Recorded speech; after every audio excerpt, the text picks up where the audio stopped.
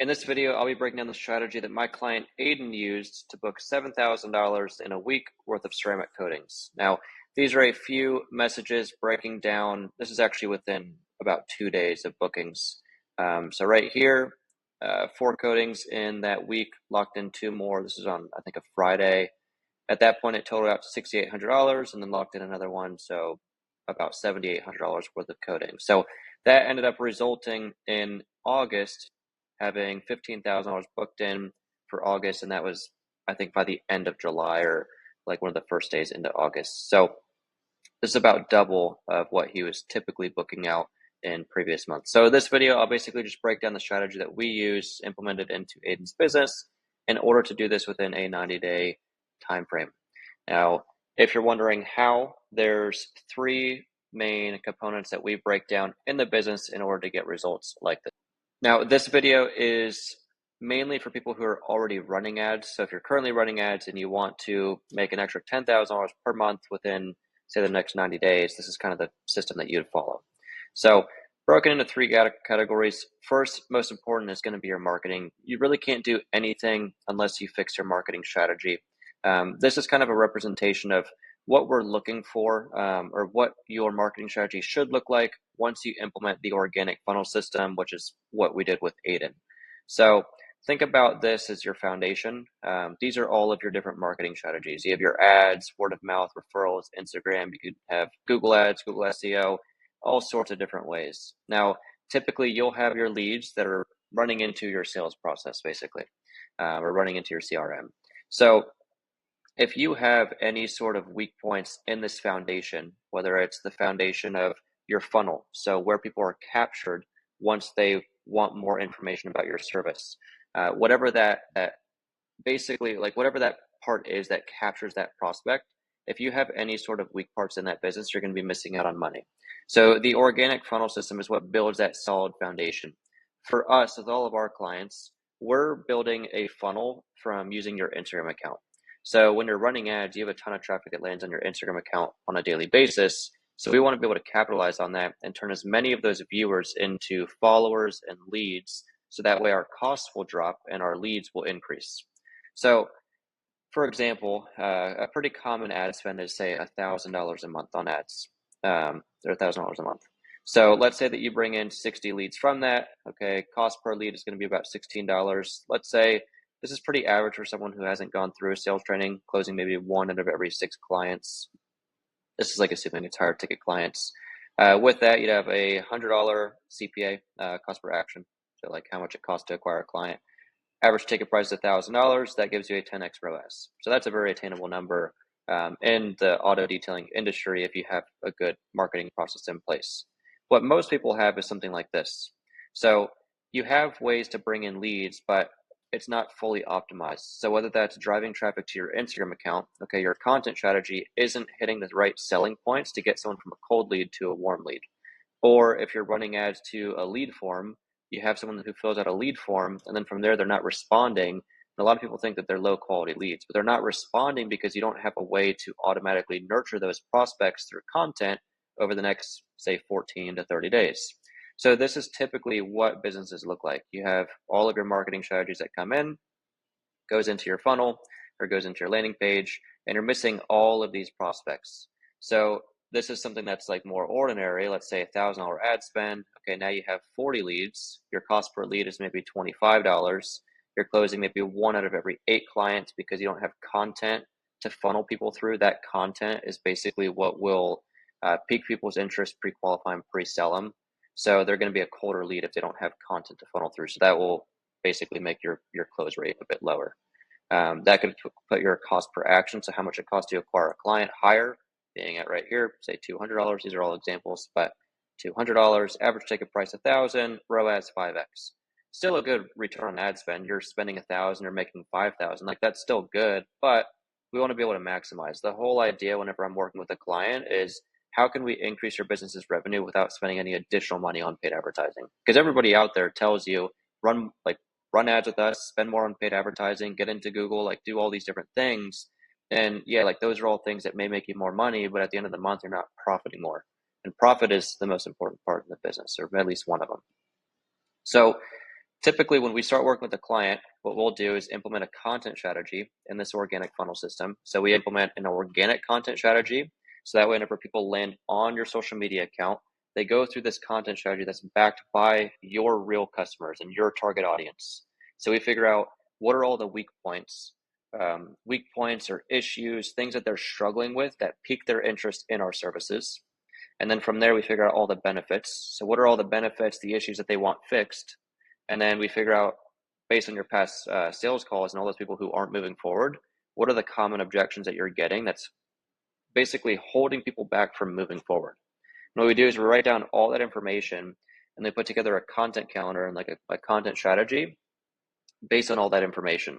So when someone funnels through my Instagram account, I have answers to all of those questions in my content. So now I know my content relates specifically to my target audience. It hits those selling points to build curiosity. It talks about the benefits, so basically how we'll close that gap to get them from point A to point B. And let's say a common objection I get is maybe if I was in the detailing industry, let's say people are shopping between a coating and a sealant or coating and PPF. And a lot of the times I lose customers just because they don't know which one they want. So if I can pre-plan that and create content around that and nurture them before I get on a sales call through content, answer all the questions and narrow them towards why a ceramic coating is the best option, when I get on that call, I'm going to have less of those objections because I pre-planned in my content. So those are all the things that we're trying to do organically. So that whenever people land on our page, they go through the content, they see different call to actions, the content selling them, pre-qualifying them, and now they reach out, turning into an inbound lead. When it comes to the paid side, what we did with Aden was we did a full audit on his ad creatives, and you have different ways that you can structure your ads. So for Aden, we focus strictly on top of funnel in the beginning, creating a simple ad so that way we can have more leads coming in. Maybe we'll have to go through a bit more unqualified prospects, but we're relying on our content strategy to turn some of those unqualified prospects into more qualified prospects because now they're seeing the value in our services and they're wanting it a lot more and they need it more at that point. So with Aden, we helped him when it came to the organic content, and then also the paid ad creatives, just to get those to convert a little bit better. That's how we were able to increase lead flow, increase lead quality, get his costs down, and just overall help him get to that goal of, in this case, it was $7,000 within the week. So that's kind of that first step. From there, we're going into step 2. So this is when we go over a sales training. So typically second month of every client that we work with, we're doing a high ticket sales training because now we've fixed the issue with your leads. We've increased lead volume, increased lead quality without increasing ad spend. So now our goal is to convert as many of these prospects as possible. So let's consider that, or think about this as like our pool of leads. So green is coding, blue is detailing leads. These are all like examples as well. So let's say that coding wise, we have a total value of maybe $15,000. This is like for the month if you're running ads. So 15,000, let's say you average a 25% close rate, which is pretty average. You would close say 3,750 from that. Let's say that you have $8,000 worth of detailing leads in here. If your average ticket price is $200, that's pretty average. Your close rate is typically going to be higher on your detailing services because they're cheaper, so it's easier to close them. So let's say you close at a 50% close rate with a $200 like average cost per client. Average ticket price. That'd put you at $4,000. So a total of say $7,750.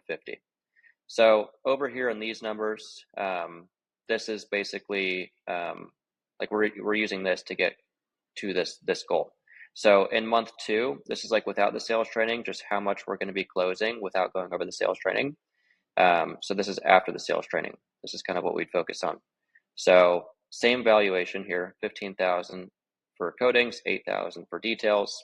Let's say we can increase your close rate from say 25% up to 50%, which is very achievable. Using content to pre-sell prospects will make your close rate way easier.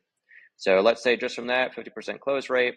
Now let's say that your detailing prospects, we can so like right here, you're working with basically 40 leads. Let's say we can get your close rate up from 50% to 70%. That would put you at 28 jobs for the month. So 7 jobs a week. That's $5,600. And then in total, you're at say 13,000. So that's kind of like step one of the sales training, is just increasing your close rate. Now, also, depending on the situation, we may increase your ticket price, like restructure your packaging, restructure all your offers. Aiden was already good at that, but some clients we will do that just to increase ticket price, because my goal in the beginning is figuring out how can we make as much as possible with minimum amount of effort possible. Just so that way it's a little bit more manageable on your end. So Aiden's already good, but some cases we'll focus on increasing ticket price first before we do this. So our main goal at this point, after we've increased the close rate, got the whole sales process down, is now we want to figure out how we can start to convert more of these low ticket detailing leads and sell them on our higher ticket coding services. This right here is basically free money. This is how you can make more without spending more. So same evaluation here. You have $8,000 worth of detailing prospects. So that's 40 leads. This is 40 ceramic coating leads as well. A lot of people think, okay, if I have someone who reaches out for a detail, okay, I'm going to sell them on a detail.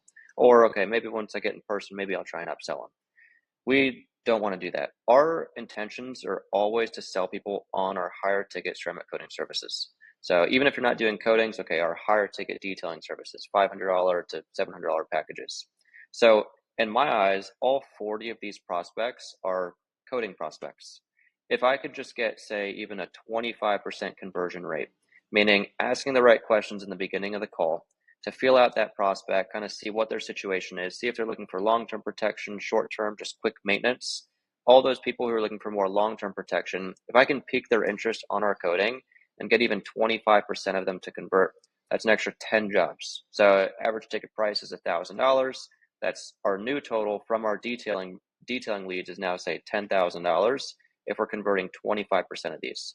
Don't get me wrong, maybe not all of them will convert. And also, you may have more than this too, because maybe you'll get some detailing leads to convert still, which is most likely the case. But my point is if you can just implement a high ticket sales process to be able to catch when someone has potential for our coding services and understand how to adapt that sales call from a low ticket sales call to a high ticket sales call, you'll be able to sell way more coatings throughout the week consistently without increasing ad spend. You could literally be running low ticket detailing leads and just learn how to adjust your sales process to sell them on high ticket. And now you're getting a lower cost per lead, but you're still getting your high ticket, like ceramic coating price. So your average price of a client is still going to be up at $1,000. So when it came to Aden, first thing we did was implement the foundation, implement the content training, increase his lead flow, increase his lead quality. Then we went over a full high ticket sales training. Sales training was first meant to convert more of those prospects that are already coming in. And then second, they were meant to convert his lower ticket detailing clients into his higher ticket coding clients. From there, the third step is basically the automation. So a lot of the times, if you're making maybe say $10,000 to $15,000 a month, that's something that you can do on your own. But if you're trying to get up to say $30,000, $40,000, $50,000 a month, you definitely need to put a team in place, because your main focus needs to be on the marketing and the sales as opposed to the service delivery. So let's say that you have 12 work hours in the day, maybe a little bit more than some people, but just an example. Majority of the time, people who are making, say, under $15,000 a month, this is what their process looks like. Or if they have a team, they just don't have the right structure, so they don't know how to utilize the team correctly. What we want to do is we want to flip it. So we want, say, 75% of our time to be focused on the marketing and sales, 25% on the service delivery. And at this point, this 25% doesn't mean that you're the one out there who's doing the detailing. This is just like you kind of like managing the quality control and maybe like managing the team here and there, answering a couple questions, but your main focus is always on the marketing and on the sales. Typically, whenever it comes to automating, I always want to automate through systems and softwares before people, because it's a more cost-effective way to do it. For example, if I'm trying to automate my follow-up process, which is one of the things that we do, we implement a 30-day lead nurture sequence. So it's an automation that we build in our CRM. And we basically have a drip schedule that goes out for the next 30 days. And it's long form YouTube content. Again, that's backed by our sales process. And we'll send that out to all of our prospects once they are looking for more information. So then all those people who say that they're interested, but then don't answer their phone, they now get put into this automation. So they have videos that get sent out every few days, hitting different selling points Now they watch the videos. That's what sells them. That's what gets them to reach back out. So my goal is to implement systems like that before hiring people, because that's more cost effective. You're already using the CRM. Implementing that automation is something that doesn't cost any additional money. And you could technically hire a team member to come in and do that for you, but now that you're paying them an hourly rate, it's cutting into your margins. So any sort of like SOPs that we can create, like if you're starting to build out a team, instead of having a manager, or instead of using your time to manage these employees and manage quality control, I would rather put together an SOP doc that I can basically delegate through a PDF file, and also Loom videos or in-person like iPhone videos that are doing the training for me. So that way it takes me out of that part of the business and replaces it with this system or the software. Once I've gone through and automated as much of the business as I can with the systems and softwares, then that's when we start to bring on our team and start to hire real people. So maybe we'll bring on a virtual assistant or an appointment setter who can handle all of our Instagram DMs for us. We'll pay them a small commission, but it'll get you out of that side of the business and allow you to focus more on selling those leads that are coming in every single day. Let's say that you were to build a team when it comes to the service delivery. Like at this point, okay, maybe it frees up, say, 4 hours of your day where you have someone who's out there doing the detailing for you, maybe doing the prep for you, or even doing the full corrections and codings for you. That's an extra 4 hours a day that you can focus on following up with prospects, selling new prospects, or creating new content to attract new customers. So your goal isn't necessarily just to make a little bit more money. It's to make a little bit more money, implement these new systems, and then from there, figure out how you can make it sustainable. Like make it to where, okay, if you're sick for a week, like is the business still going to run? Like right now, if you were sick for the next week and your business doesn't run, you don't have a business, you just have a job. Like you're just working for your company. And that's not really a sustainable way to build something, especially long term. It's one way to just get burnt out with something. So you want to put the systems in place to make a little bit more money, but then from there, automate it so that way it can run without you. And that's kind of what we teach in the training. Month 1, we focus on marketing to increase lead flow. Month 2, we focus on sales to convert as many of those leads coming through as possible. In month 3, we automate the whole process to make it to where you're taken out of the business and the business can continue to run without you. Typically, from doing that, you'll add a minimum of $10,000 a month on the business within that 90-day period. Could be more, could be a little bit less. It's consulting, so at the end of the day, really comes down to how much work you're putting into it at the end of the day. So if you do want some more information on the coaching, you want to add an extra $10,000 a month, just reach out to me on Instagram. Instagram is right here. Just DM me the word grow, and I'll send some information over to see if you'd be a good fit.